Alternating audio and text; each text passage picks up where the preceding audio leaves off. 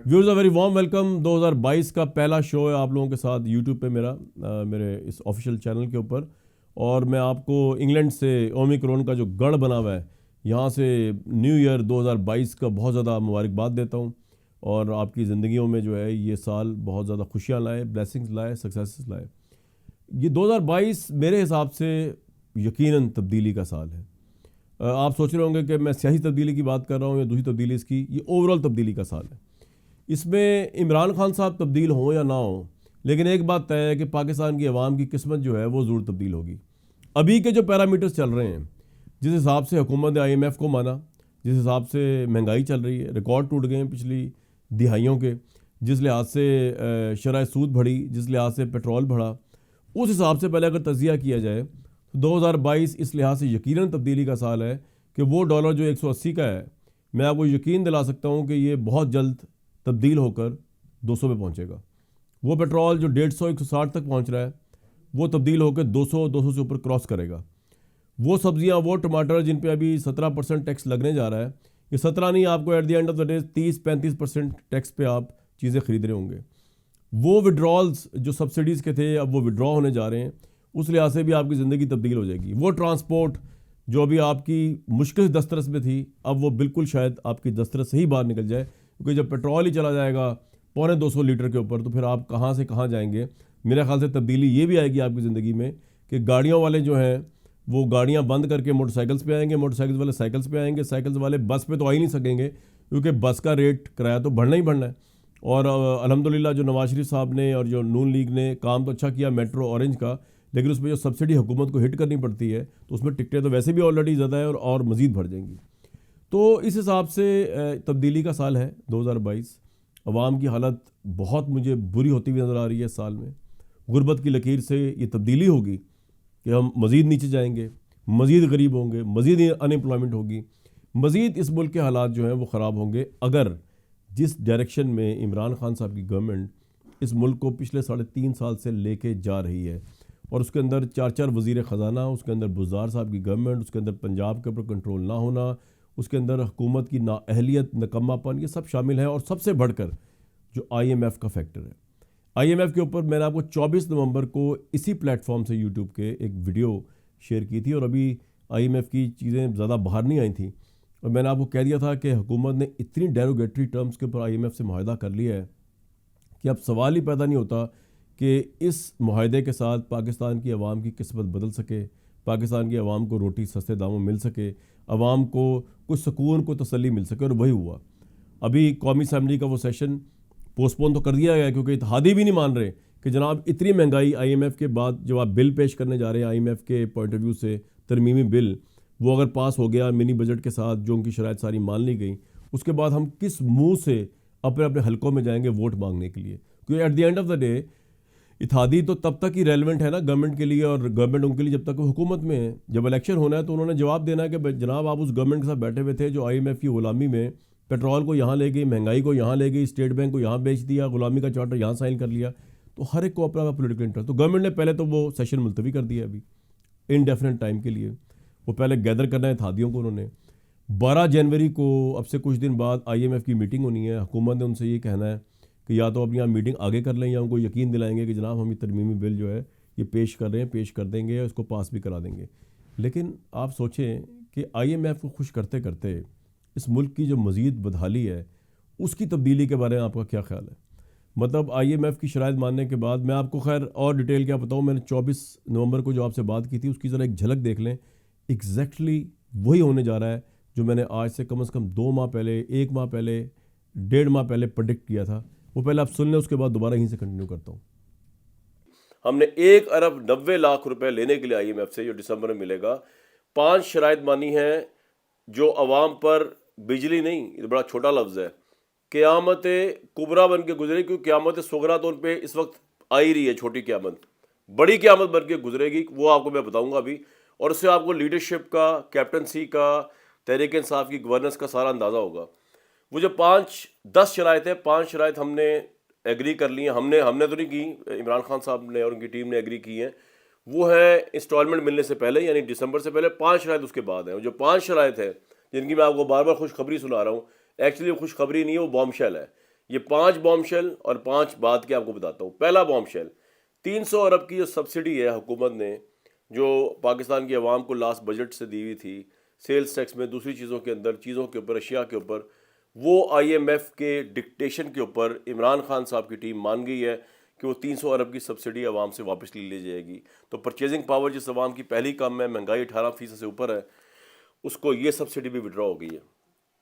दूसरा जो है, उन्होंने कहा है कि जी अब स्टेट बैंक जो है वो IMF के हवाले के हिसाब से चलेगा और वो आज़ाद होगा, उसमें गवर्नमेंट ऑफ पाकिस्तान का कोई रोल नहीं होगा।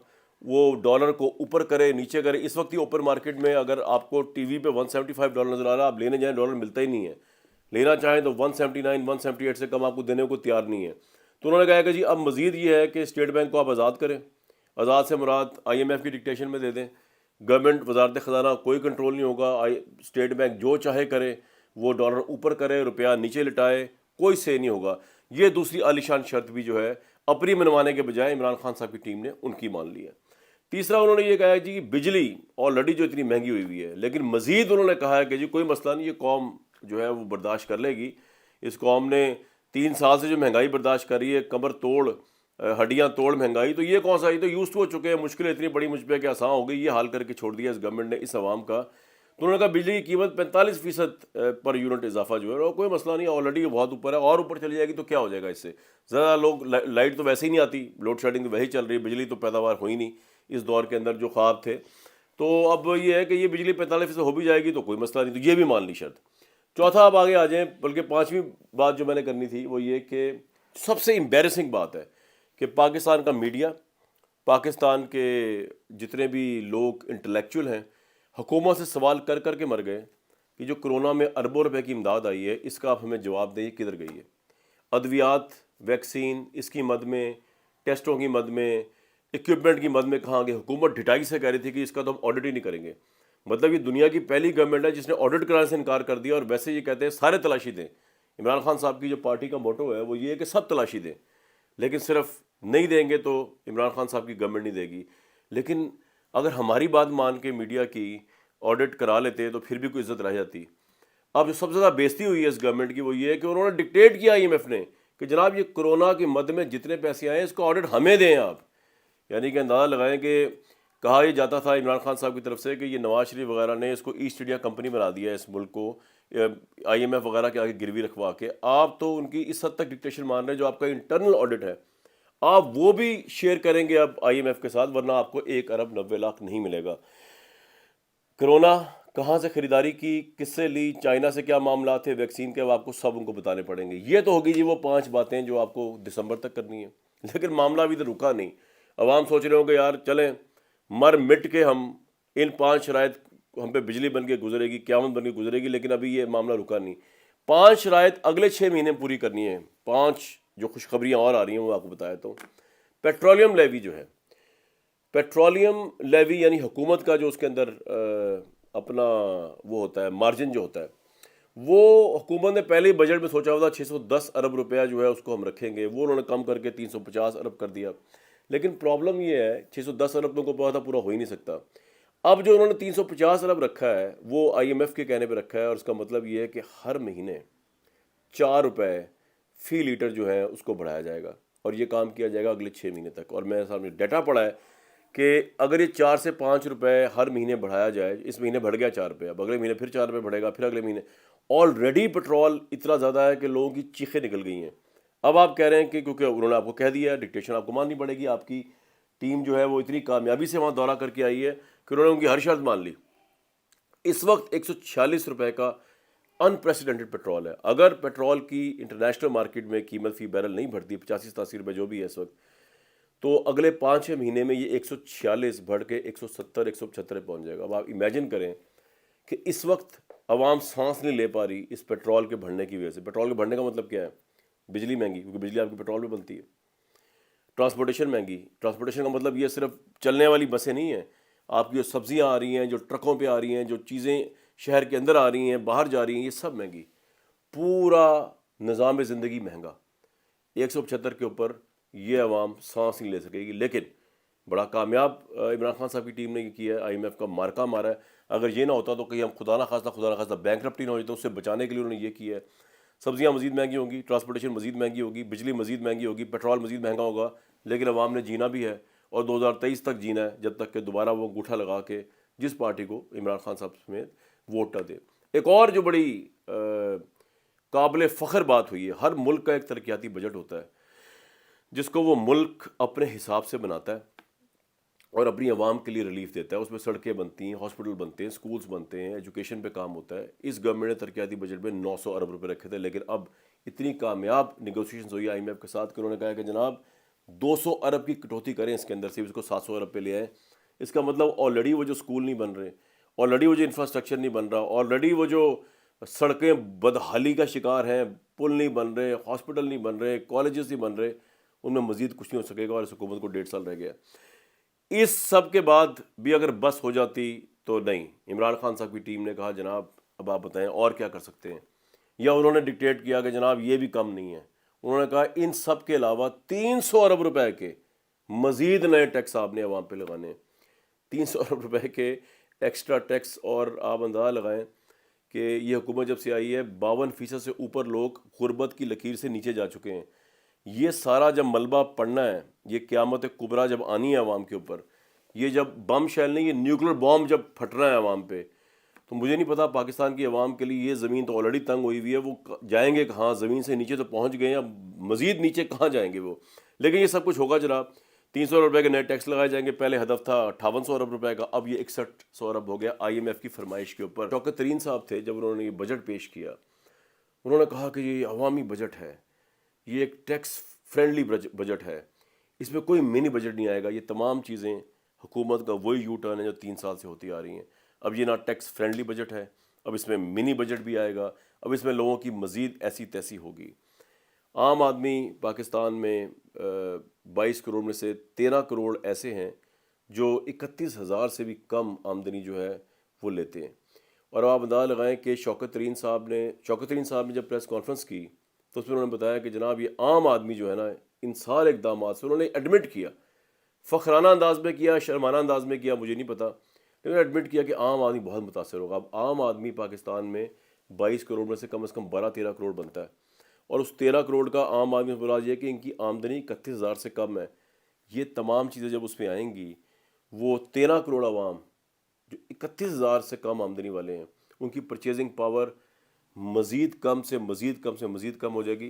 मुझे तो समझ नहीं आ रहा वो सर्वाइव किस तरह करेंगे, वो अद्वियात किस तरह लेंगे, वो 3 वक्त की रोटी किस तरह खाएंगे, वो मोटरसाइकिल से भी अगर कहीं जाना हो तो किस तरह जाएंगे। तो ये आपने सुना कि हमने 24 नवंबर को आपको बता दिया था कि ये सब कुछ होगा और सब्सिडीज़ विड्रॉ होंगी, GST टैक्स बढ़ेगा, टैक्स बढ़ाना है इन्होंने, पेट्रोल बढ़ेगा। स्टेट बैंक को जो है वो इस हद तक जो है कहा गया है कि स्टेट बैंक ना कर्ज़े दे सकेगा अपने मुल्क को, ना स्टेट बैंक से कर्ज़े गवर्नमेंट ले सकेगी, और ना उसकी कोई रेगुलेटरी मॉनेटरी पॉलिसी के ऊपर इस गवर्नमेंट का कोई, वज़ीर ख़जाना का या FBR का कोई अमल दखल होगा। ये पाकिस्तान के अंदर एक विद इन स्टेट बनने जा रहा है स्टेट बैंक, क्योंकि हमारी हुकूमत इतनी कमज़ोर है कि वो स्टेट बैंक, वो IMF का मुकाबला नहीं कर सकती, मुवाजना नहीं कर सकती, उनका प्रेशर बर्दाश्त नहीं कर सकती, क्योंकि हमारी इकॉनमी इतनी पैथेटिक रखी गई है पिछले 4 साल में कि हम इस काबिल ही नहीं है। IMF का कोई कसूर नहीं इसमें। IMF तो एक इदारा है, आप उसको इंस्ट्रूमेंट ऑफ एक्सप्लॉयटेशन कह लें, उसको आप इंस्ट्रूमेंट ऑफ इंपीरियलिज्म कह लें, उसको इंस्ट्रूमेंट ऑफ अमेरिकनाइजेशन कह लें, कुछ भी कह लें। अगर आप 4 साल से तहरीक इंसाफ वाले जो हैं इस मुल्क की इकॉनमी को स्टेबल बुनियादों पर रखते, कोई प्रॉपर वज़ीर ख़जाना, कोई प्रॉपर टीम लेके आते, ये दिन देखने ना पड़ता है जो दिन हम इस वक्त देख रहे हैं। तो ये सब कुछ तो होने जा रहा है, और 2022 में इमरान खान साहब तब्दील हों या ना हों, लेकिन ये अवाम की किस्मत जो है वो नीचे से मज़ीद नीचे की तब्दीली की तरफ गामज़न होगी। बात बहुत की जा रही है, मैं लंदन में हूँ इस वक्त, नवाज़ शरीफ की वापसी की, कि नवाज़ शरीफ शायद वापस आ जाएंगे। मुझे तो खैर लगता नहीं कि वापस आएंगे अभी फ़िलहाल, और उनको भी आने की ज़रूरत ही नहीं, वो तो बैठ के यहाँ तमाशा देख रहे हैं कि इस गवर्नमेंट का हो क्या रहा है।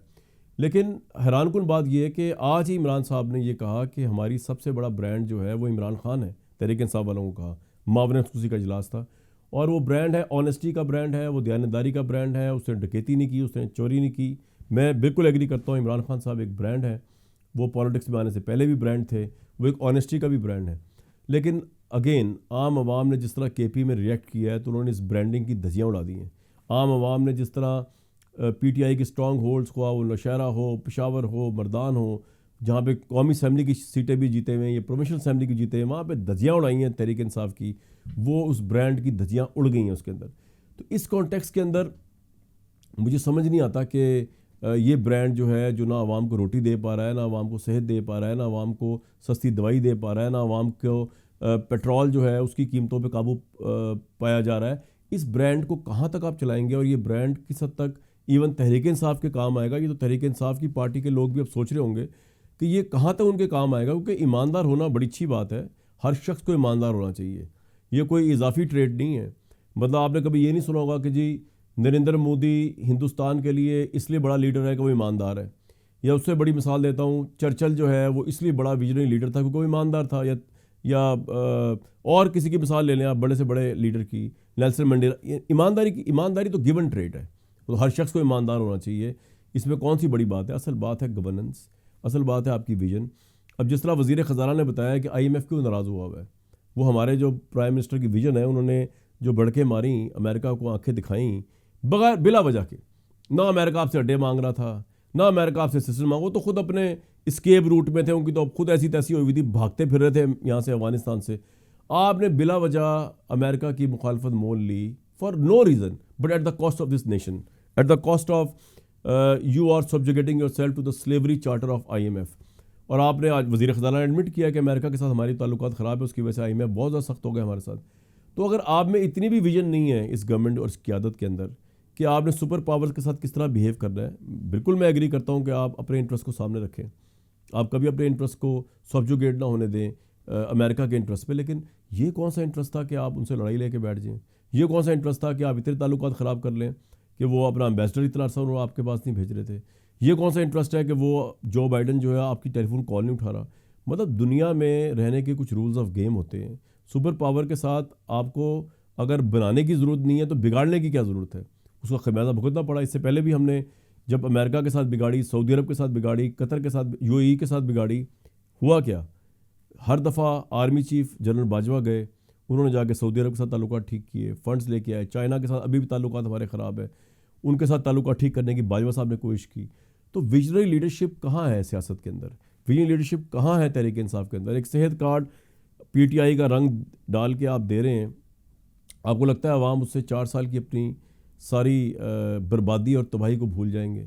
ये 2022 है, ये तब्दीली का साल तो है, लेकिन सवाल सबसे बड़ा ये है कि क्या इसमें इमरान खान साहब तब्दील होंगे, या इमरान खान साहब तो मौजूद रहेंगे लेकिन अवाम की किस्मत जो है मज़ीद पैथेटिक हो जाएगी, या फिर कुछ ऐसा चमत्कार होगा, इमरान साहब नवाज़ शरीफ, एहतसाब, इन पे कम फोकस करके ज़्यादा अवाम की फ़लाह की तरफ जाएंगे और 2022 में अवाम को सबसे बड़ा तोहफ़ा ये देंगे कि डॉलर 180 से नीचे आएगा, ये पेट्रोल 150 पौने 200 से नीचे आएगा, ये महंगाई कम होगी, 12% की शरह जो है वो 6% पे आएगी, सिंगल डिजिट पे जाएगी, इंटरेस्ट कम होगा आपका, या ये सब होगा? ये बहुत बड़ा सवाल है। लेकिन अगेन जिस डायरेक्शन से इस वक्त ये गवर्नमेंट जा रही है, जहाँ से हम देख रहे हैं, ये तब्दीली अवाम के लिए वर्ष से वर्ष साबित होगी 2022 में भी।